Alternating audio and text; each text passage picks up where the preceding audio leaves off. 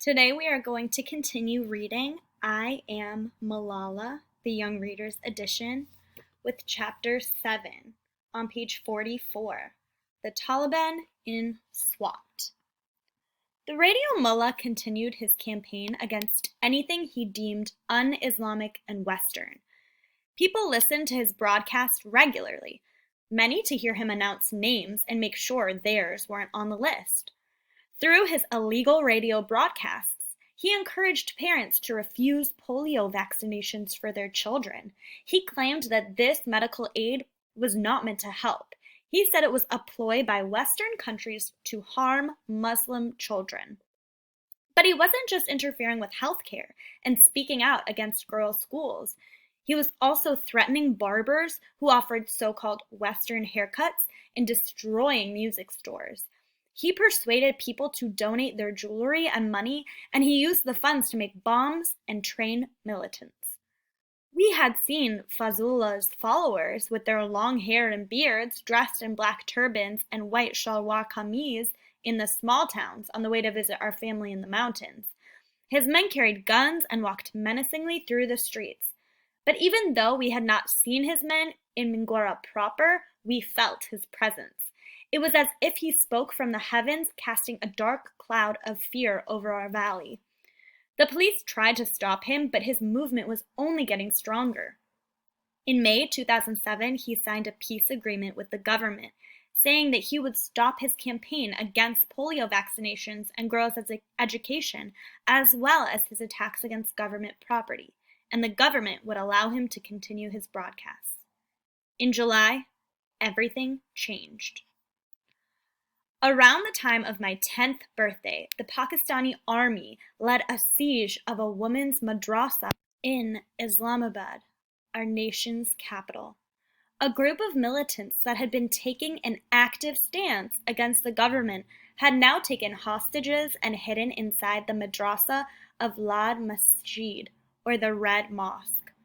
After the army's attack, which lasted for days and ended in many deaths, Fazlullah made one of his strangest announcements.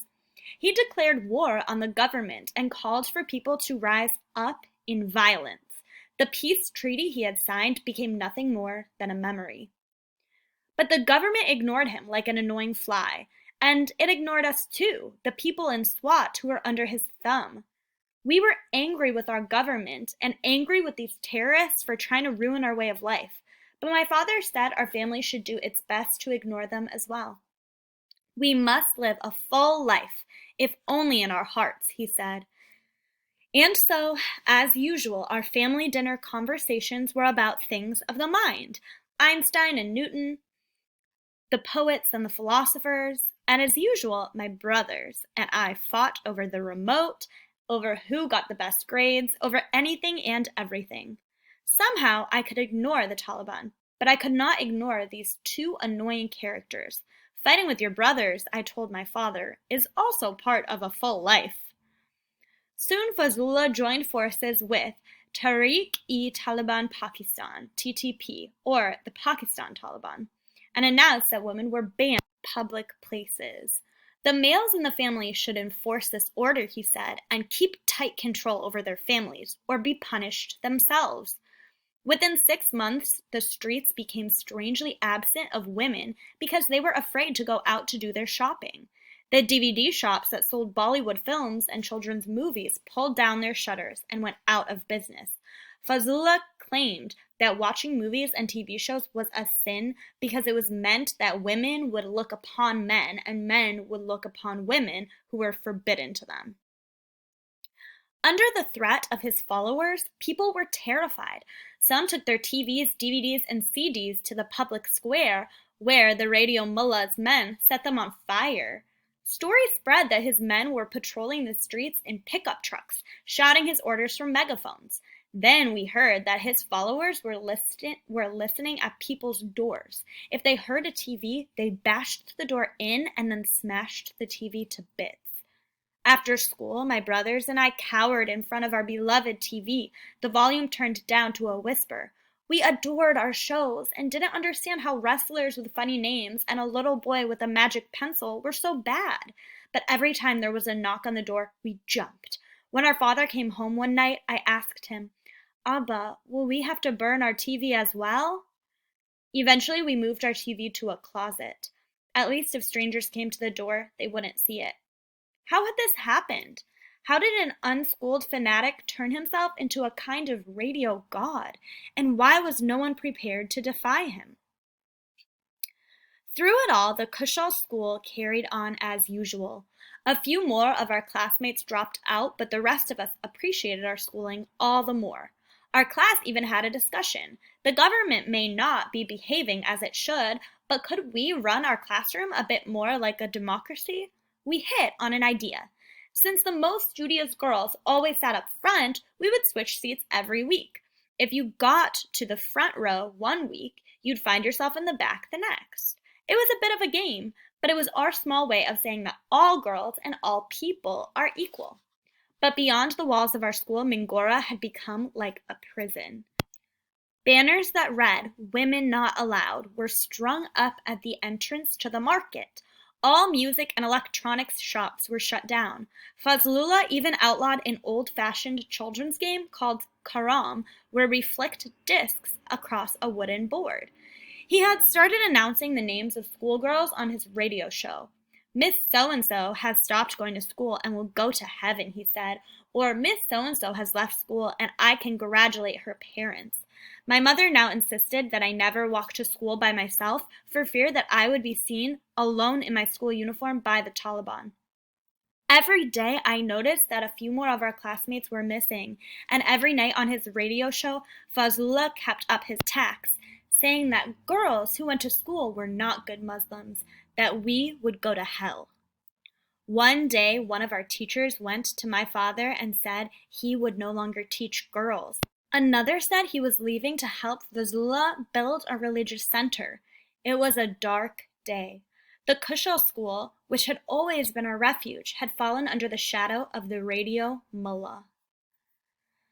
Fazlullah had set up a public court to enforce his edicts, and his men were now flogging or killing policemen, government officials, and other men and women who disobeyed him.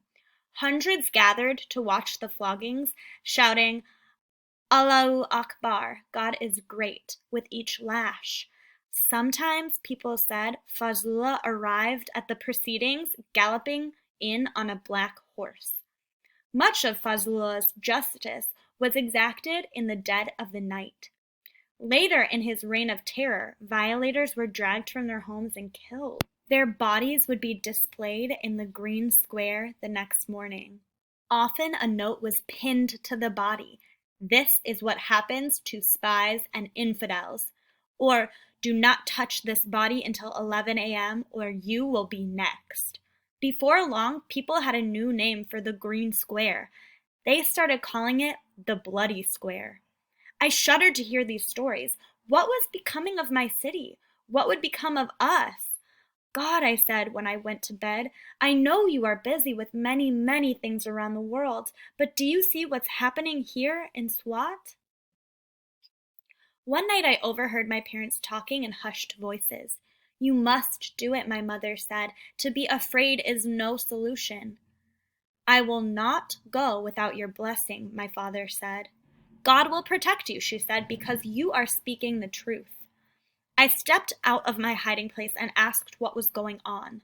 My father said he was going to a meeting that night to speak out against the Taliban, and after that he would travel to Islamabad to take the government to task for not protecting its citizens.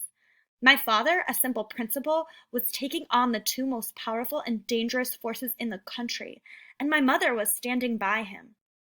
Most Pashtun women would cry and beg and cling to their husbands' sleeves, but most Pashtun men would ignore their wives. Few would have even consulted them in the first place. But my parents were not like other parents. My father is like a falcon, the one who dared to fly where others would not go. And my mother is the one with her feet firmly planted on the ground.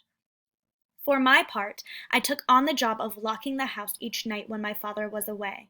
I went around the house once, twice, often 3 times, making sure all the doors and windows were locked. Sometimes my father came home quite late, sometimes not at all. He took to sleeping at his friends' houses occasionally just in case he was being followed. He was protecting us by staying away, but he could not protect us from worrying.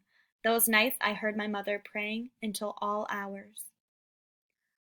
One day I was traveling to Shangla with my mother and brothers. We didn't own a car, and one of our cousins was giving us a ride. As the traffic slowed to a crawl, he put in a cassette to pass the time. Suddenly he ejected his tape. He scrambled to gather up the other cassettes he kept in the glove box. "Quick," he said to my mother, "hide these in your handbag." Two men drew near our car. They were wearing black turbans and camouflage vests over their shalwar kameez. They had long hair and beards, and they were carrying Kalashnikov automatic weapons. I was face to face with the Taliban. They were searching cars for anything they claimed was forbidden by Islam. None of us said a word, but I saw my mother's hands shake as she gripped her purse, where the harem items were hidden. She pulled her veil more securely across her face and lowered her gaze to her lap. The Taliban leaned into the back window. His eyes bored into mine. "Sisters," he said to both of us, "you must wear a burqa. You are bringing shame." Here was a talib with a machine gun just inches from my face. How was I bringing shame? I wanted to ask him. I was a child, a 10-year-old girl, a little girl who liked playing hide and seek and studying science. I was angry, but I knew it would do no good to try to reason with him. I knew I should have been afraid, but I only felt frustration. When we returned home from that visit to Shangla, we found a letter from my father taped to the school gate. "Sir, the school you are running is Western and infidel," it said. "You teach girls and you have a uniform that is un-Islamic. Stop this or you will be in trouble and your children will weep and cry for you." It was signed, Fidayin of Islam, devotees of Islam. The Taliban had threatened my father. Now I was afraid.